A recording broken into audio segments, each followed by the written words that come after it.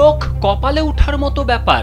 ঢাকার সবচেয়ে ব্যস্ততম সড়কগুলোর একটি যাত্রাবাড়ি মোড়, আর সেই মোড়ের ফ্লাইওভারে গোপন সুড়ঙ্গ, যেখানে আস্তানা গেড়েছিল ভয়ঙ্কর ছিনতাইকারীদের একটি সংঘবদ্ধ দল।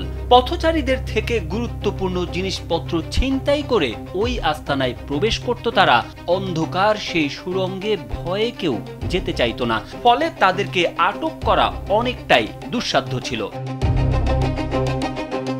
জানা যায় ফ্লাইওভারের ভেতরে থাকা ওই সুড়ঙ্গ পথটি খুবই সরু ও দীর্ঘ, বাইরের কোনো আলো বাতাস সেখানে প্রবেশ করতে পারে না। ফলে ছিনতাইকারীরা ওই সুড়ঙ্গে প্রবেশ করলে বাইরে থেকে তাদের গতিবিধি বোঝার উপায় নেই।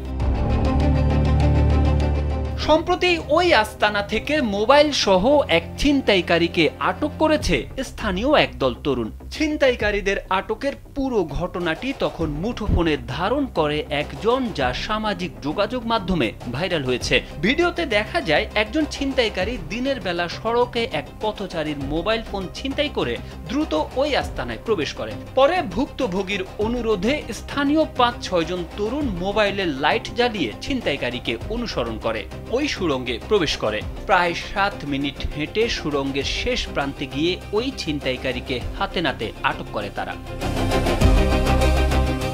ওই ভিডিওতে আরো দেখা যায় আটকের পর উদ্ধারকৃত মোবাইল ফোনটি প্রকৃত মালিককে দেওয়া হচ্ছে। এ সময় আটক ছিনতাইকারীকে মারধর করতেও দেখা যায়।